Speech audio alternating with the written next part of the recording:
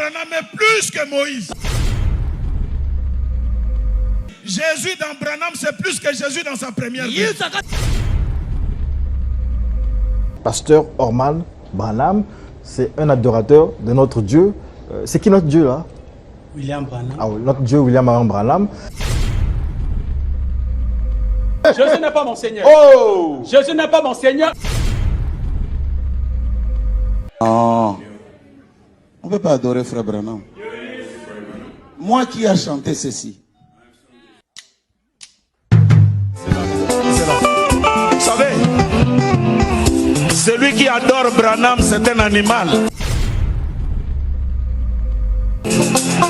Mais celui qui croit que Jésus-Christ est Dieu, que Dieu le bénisse richement. Il faut que vous voyez, on peut dire tout de moi. Mais quant à l'amour de Branham, ça vous n'allez pas diminuer ça. Oui frère, je vais choper même quelqu'un. J'aime Branham plus que Jésus.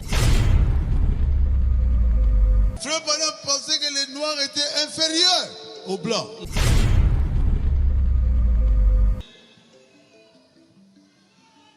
J'ai dit non. Il a dit, Allons-y. un blanc ne peut pas se marier avec un noir. J'ai corrigé ça. Il y a une seule race humaine. Après Branham, Jésus. Non, trop c'est trop. Pourquoi tous ces cirques? À quoi joue-t-il? Et de qui se moque-t-il? Du Seigneur Jésus-Christ ou des enfants de Dieu dans le monde?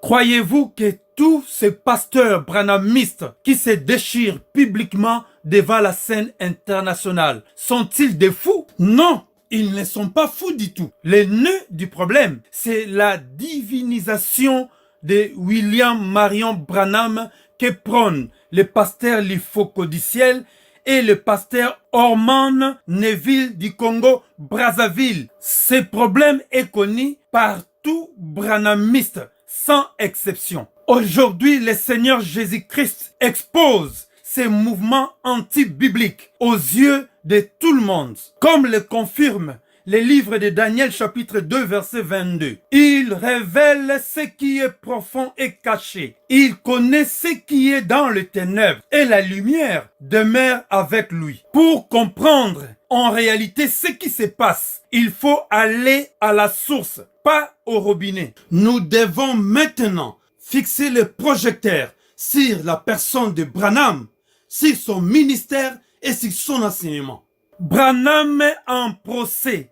C'est une série de plusieurs vidéos de témoignages faites par des frères et sœurs ex-branhamistes, hommes et femmes, blancs et noirs, autrefois pasteurs dans le mouvement. Ces vidéos de témoignages nous révèlent que tout ce que le pasteur Lifoko-Diciel ou Orman Neville du Congo-Brazzaville disent à propos de la divinisation de William Marion Branham. Cela vient des enseignements erronés, anti-bibliques, hérétiques de Branham lui-même, à travers lesquels Branham se présentait comme étant le prophète Élie de Malachie chapitre 4 qui devait venir. Tantôt, il se présentait comme étant le Saint-Esprit, le consolateur qu'avait promis le Seigneur Jésus-Christ. Hier, pas longtemps avant sa mort, il s'est présenté comme étant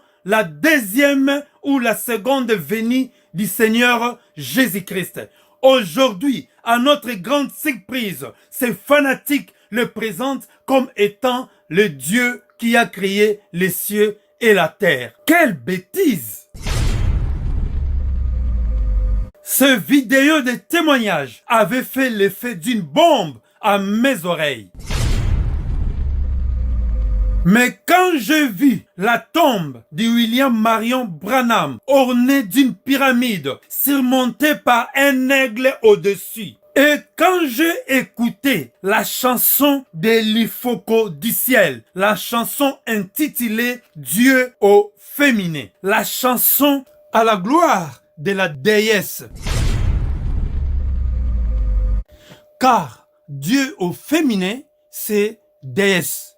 Donc, selon les Français, le féminin de Dieu donne déesse. Le Saint-Esprit m'a convaincu que William Marion Branham ne servait pas le Seigneur Jésus-Christ du tout.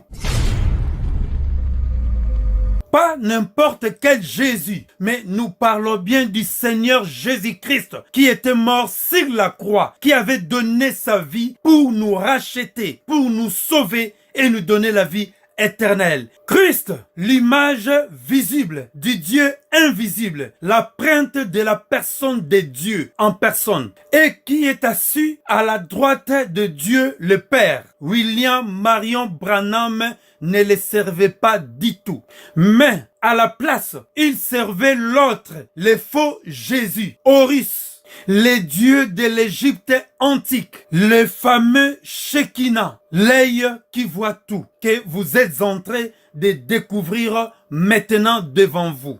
Les dieux vénérés dans la musique profane et auprès de ceux qui aiment le pouvoir dans le monde et qui se présentent en femme et en homme en même temps, comme vous le constatez maintenant. Donc la Shekinah fait référence à la présence divine. Et c'est un mot féminin en fait, ce n'est pas masculin de Shekinah, la moitié féminine de Dieu et de sa romance avec son partenaire divin. Donc il y a une croyance que Dieu pouvait être à la fois mâle et femelle. Dieu se manifeste lui-même ou elle-même, tout simplement sous la forme de l'inspiration de la Shekinah. Seigneur Jésus-Christ, sauve-nous de la cabale juive. Shekinah est quelque chose qui fait partie du Talmud, quelque chose qui fait partie du judaïsme, pas de la chrétienté. C'est lui le Dieu faucon, appelé communément Dieu aigle, connu en RDC ou en Afrique centrale sous le nom du Nzambiampungu. Branham prêchait le culte de sa personnalité pour se faire passer comme étant un prophète en utilisant les enseignements occultes des Kabbales, des Talmuds de Babylone, ésotériques, des news inconnus du milieu chrétien. Il est comparé avec un musicien faux chrétien qui écoute la musique du monde et se sert de la mélodie de la musique du monde en changeant juste les noms pour mettre le nom de Jésus-Christ. Car ils savent bien que les chrétiens n'écoutent pas de la musique du monde.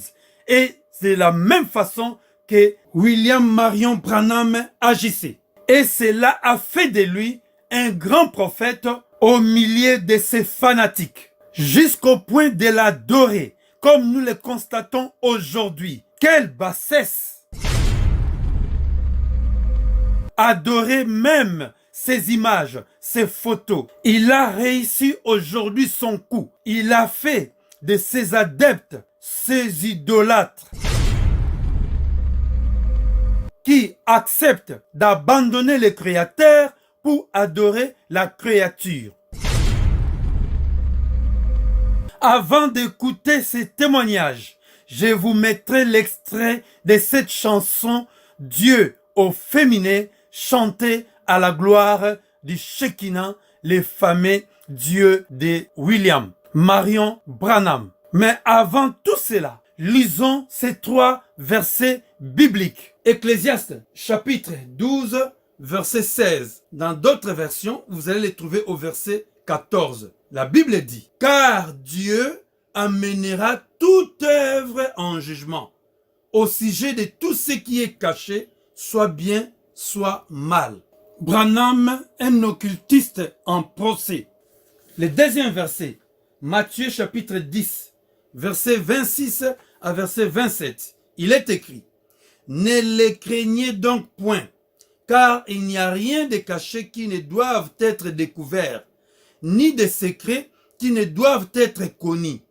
Ce que je vous dis dans les ténèbres, dites-le en plein jour, et ce qui vous est dit à l'oreille, prêchez-le sur les toits. » Branham, un occultiste en procès. Les livres d'Actes des Apôtres, chapitre 26, verset 17 à verset 18. Il est écrit: « Je t'ai choisi au milieu de ce peuple et du milieu de païens vers qui je t'envoie, afin que tu leur ouvres les yeux pour qu'ils passent des ténèbres à la lumière et de la puissance de Satan à Dieu, pour qu'ils reçoivent par la foi en moi, le Seigneur Jésus-Christ bien sûr, le pardon de péché et l'héritage avec les sanctifiés. » Mes chers bien-aimés dans le Seigneur, ce message est destiné pour tous frères et sœurs enfants de Dieu et beaucoup plus aussi pour tout branhamiste qui est retenu captif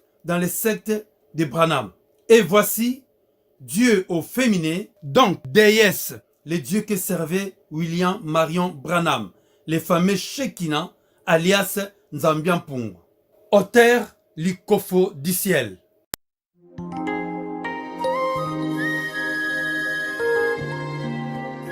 Et Dieu dit à la femme: je multiplierai ta souffrance.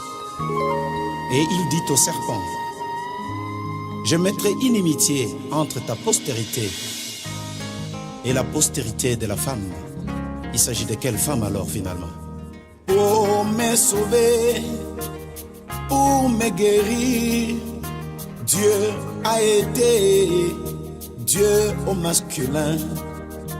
Mais pour ce qui est de supporter mes erreurs, oui, le voilà, Dieu au féminin. Dieu est conjugué au féminin. Oh, oh, oh, Dieu il est vraiment maman. Dieu est conjugué au féminin. Oh, oh, Dieu il est vraiment ma mère. Il est Dieu. Il est mère pour moi, mon Dieu. Oh. Et oh. On t'a toujours dit que Dieu était ton père. Mais écoute ceci, Dieu est aussi notre mère. Dieu est conjugué au féminin. Dieu est vraiment ma mère. Dieu est ma mère. Dieu est ma mère. Oh, oh, oh. Dieu est vraiment ma mère. Il est la sémence de la femme, alors que la femme n'a pas de sémence. Dieu est ma mère.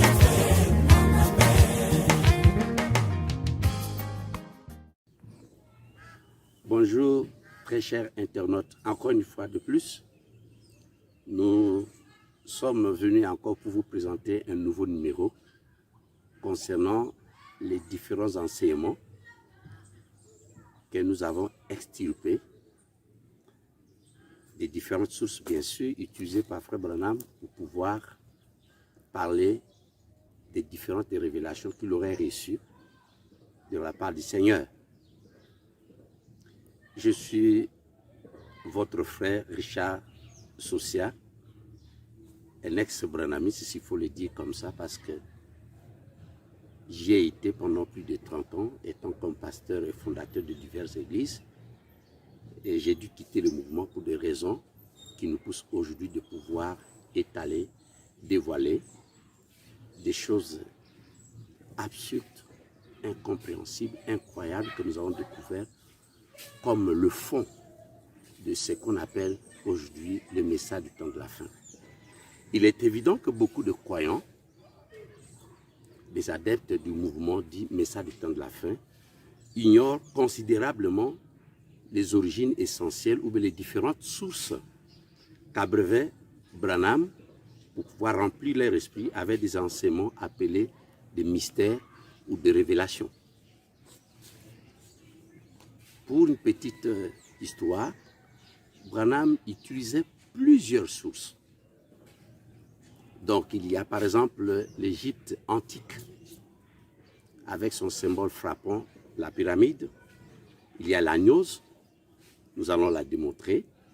il y a l'astrologie, il y a la Kabbale juive, il y a la philosophie spéculative, il y a les plagiats des différents éminents théologiens et des chrétiens apostats avec lesquels Branham va développer une exégèse ésotérique qui, au 1er siècle d'ailleurs, était à la base de plusieurs hérésies.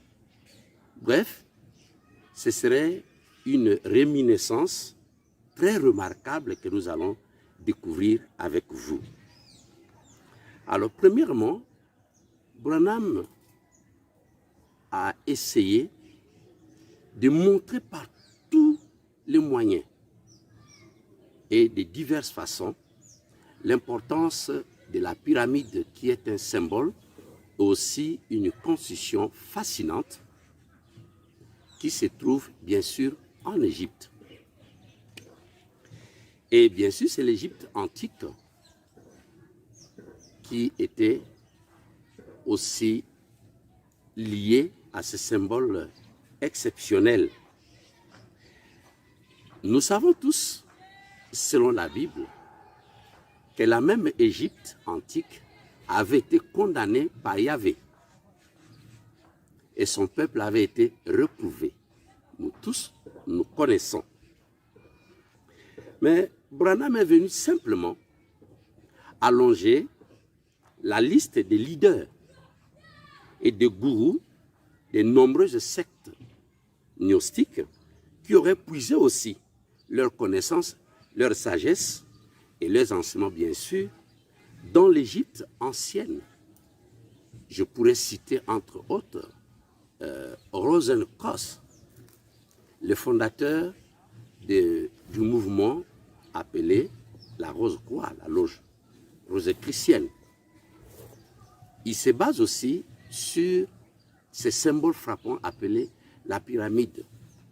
Je citerai Charles Tazel Russell, fondateur du mouvement appelé Témoins de Jéhovah, et Branham ne viendra que ensuite aussi se ressourcer, et nous allons voir comment lui aussi il va présenter ces symboles frappants jusqu'à interpréter tous les signes qui sont liés à cette pyramide de l'Égypte antique.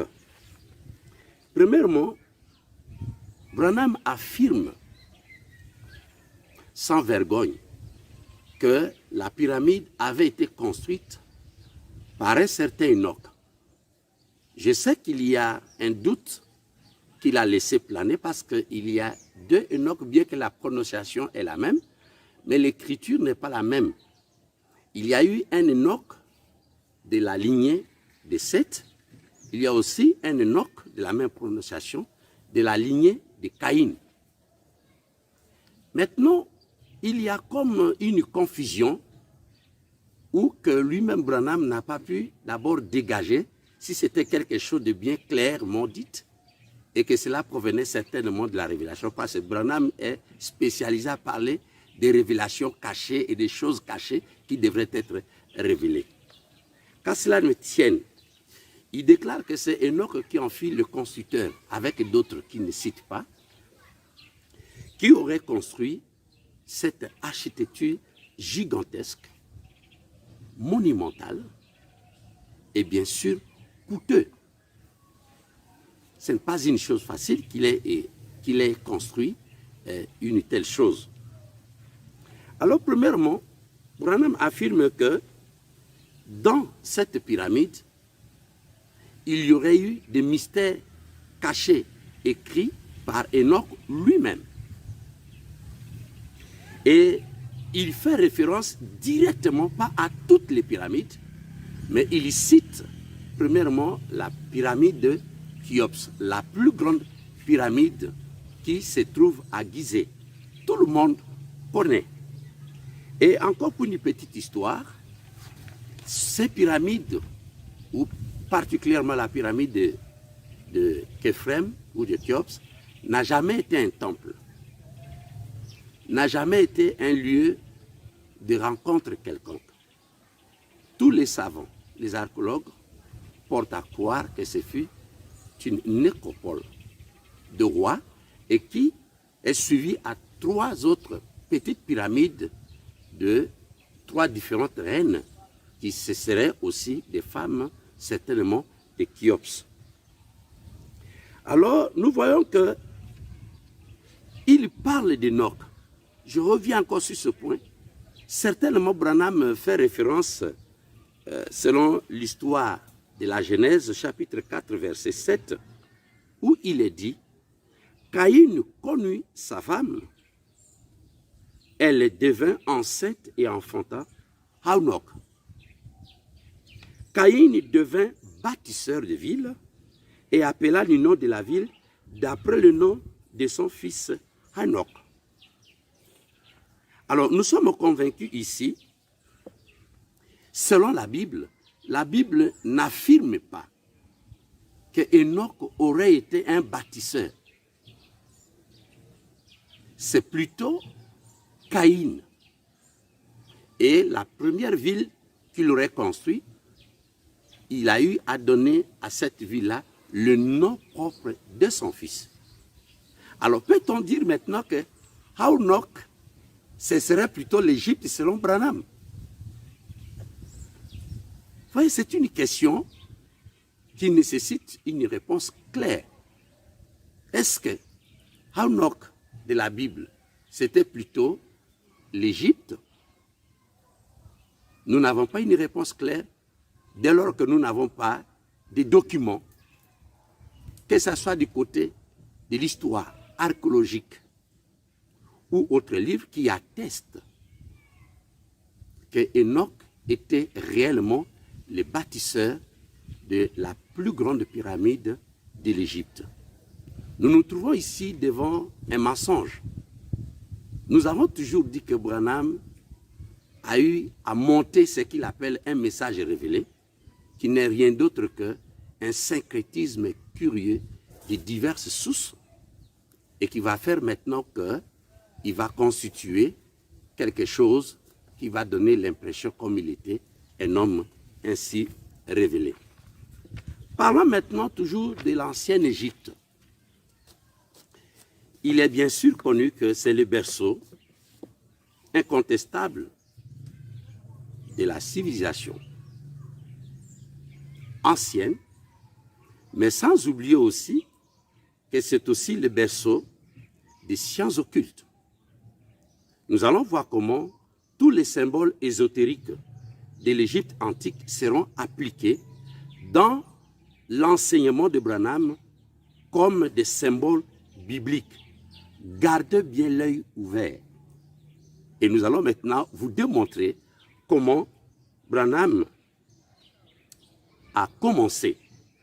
Avant de vous donner les déclarations de Branham lui-même, posons-nous la question, comment Enoch, de la lignée de Caïn, ait pu réaliser un tel ouvrage gigantesque et curieux?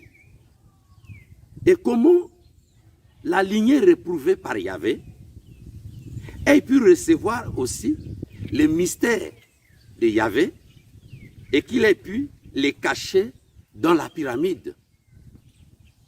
C'est troublant. C'est troublant. Le problème, c'est parce que beaucoup de branhamistes ne se posent pas la question d'où proviennent toutes ces soi-disant révélations. Les branhamistes ressemblent beaucoup à des moutons de Panurge ou encore à des cochons qui sont dans une étable et qui ne mangent que tout ce qu'ils trouvent dans l'étable et ne se posant même pas la question d'où leur proviennent tout ce qui leur tombe du dos. Ils ne lèvent pas la tête pour savoir d'où proviennent ce qu'ils prêchent, ce qu'ils déclarent, ce qu'ils croient. Nous avons fait un effort parce que nous avons bien décidé de pouvoir briser le silence. Nous avions été des membres actifs, des prédicateurs. Ce sont des choses qui nous ont beaucoup compliqué la tâche parce que si réellement il y avait elle à l'origine de ce qu'on appelle le message du temps de la fin, mais on ne serait pas dans le trouble, on ne serait pas dans l'imbroglio, on ne serait pas dans la confusion. Mais puisqu'il y a tellement de mélanges que nous nous sommes arrêtés et commencé à se poser de très sérieuses questions pour pouvoir découvrir la source. Et voici maintenant ce qu'on a découvert. Nous savons tous que c'est une affabulation. Ce que Branham attribue à Enoch, c'est une affabulation parce qu'aucun prophète juif n'a attesté cette affirmation. Ce n'est même pas écrit. Et il n'y a nulle part un endroit où les prophètes sacrés de Yahweh ont fait allusion à une pyramide. Alors, Branham ajoute encore que la pyramide est la deuxième Bible écrite par Yahvé. Alors, il dit d'abord lui-même, en donnant cet avertissement sérieux, selon Branham, qu'il faut saisir le véritable sens qui est derrière la pyramide. Il interpelle la conscience de ses membres. C'est dans la prédication, n'est-ce pas, moi qui t'envoie, prêché le 24 janvier 62, paragraphe 92. Voici maintenant comment Branham commence son enseignement. Parlant de la pyramide, il déclare premièrement ceci dans le sceau de Pâques au paragraphe 130. Je ne prendrai qu'une partie pour ne pas lire totalement le passage. Il dit, Enoch l'a bâti avant le déluge. C'était un mémorial. C'est pourquoi il n'a pas été détruit pendant le déluge. Rien ne l'a détruit parce que c'est un mémorial. Il affirme que c'est Enoch.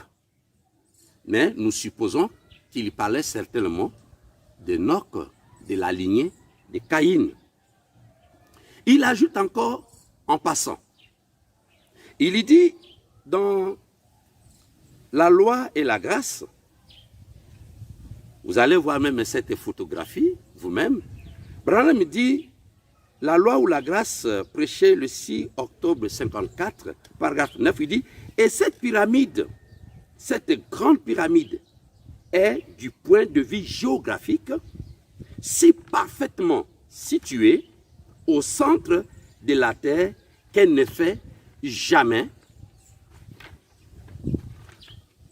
d'ombre autour d'elle.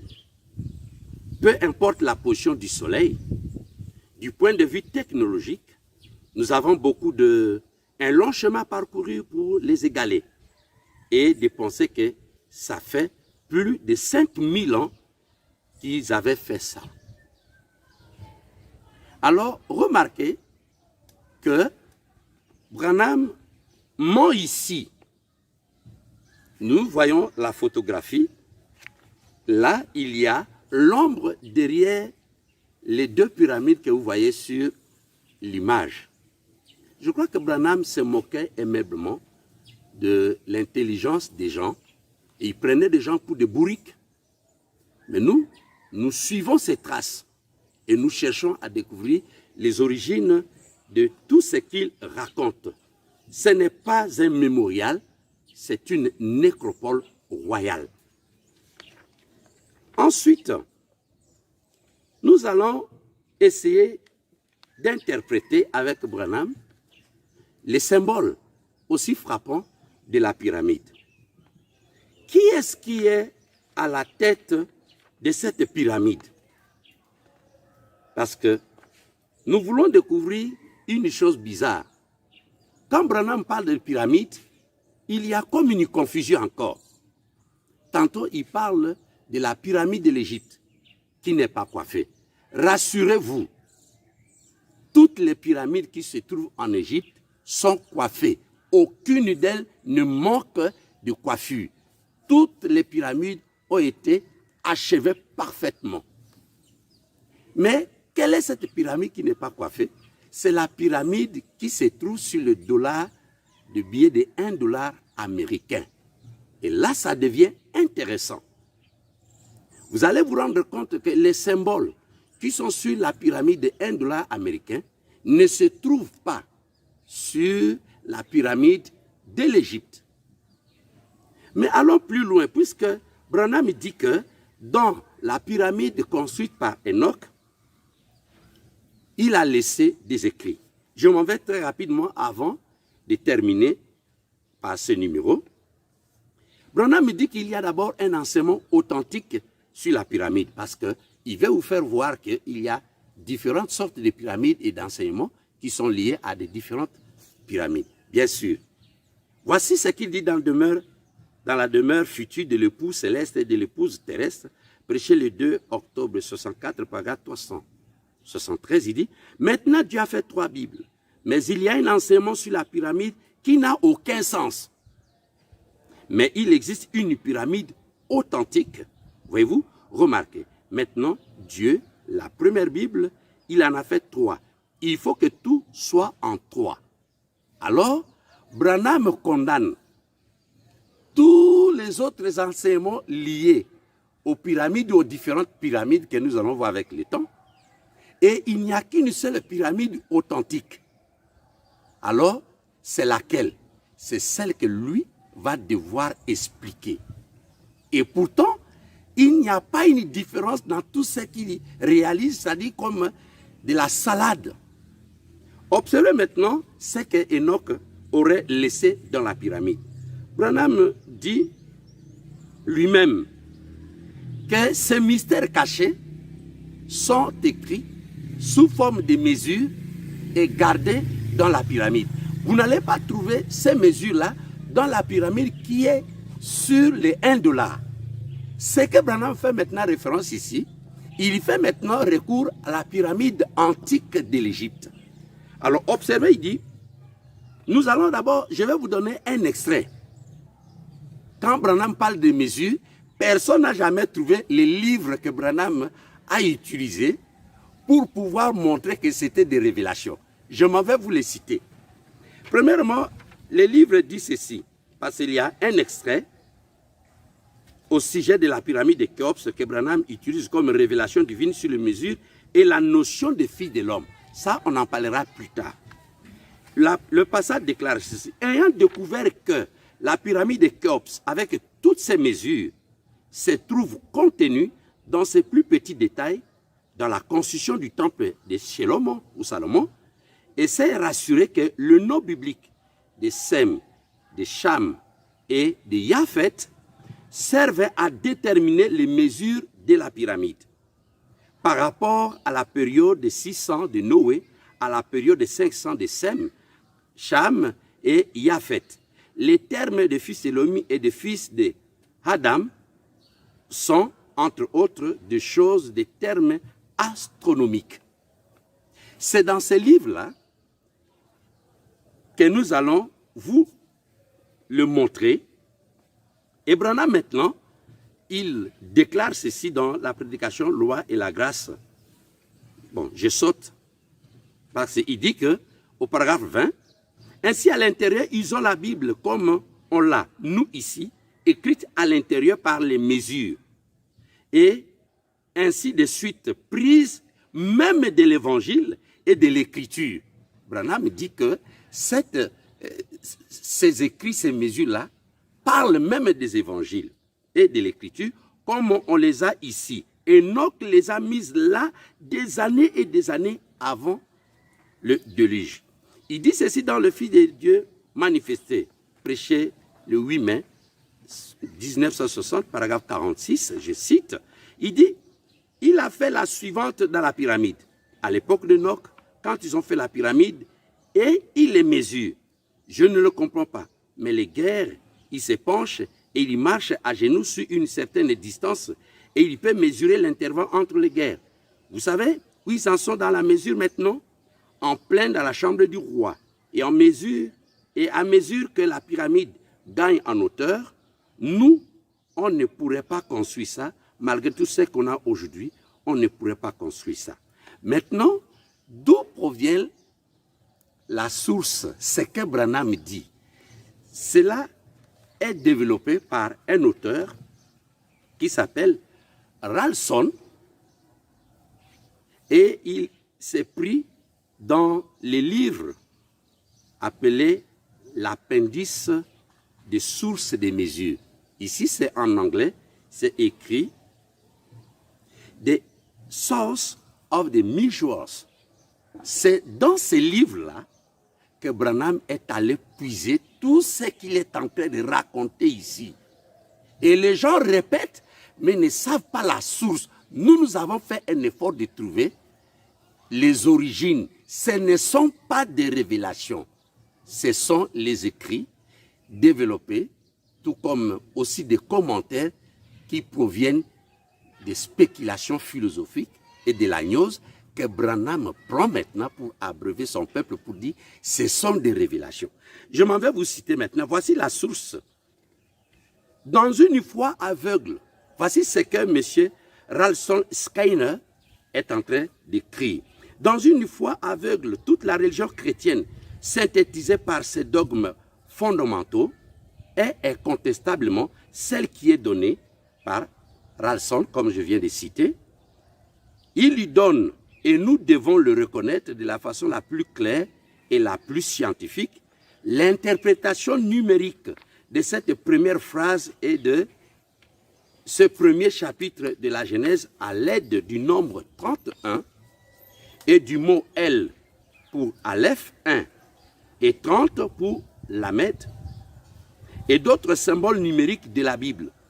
Comparé avec les mesures employées pour la grande pyramide d'Égypte, il établit la parfaite identité qu'il existe entre ces mesures, pouces, coudées et plans, et les valeurs numériques du jardin d'Éden, d'Adam et Ève et des patriarches. Bref, l'auteur montre qu'au point de vue architectural, la pyramide renferme toute la Genèse et dévoile les secrets astronomiques et même physiologiques dans ses symboles et ses glyphes.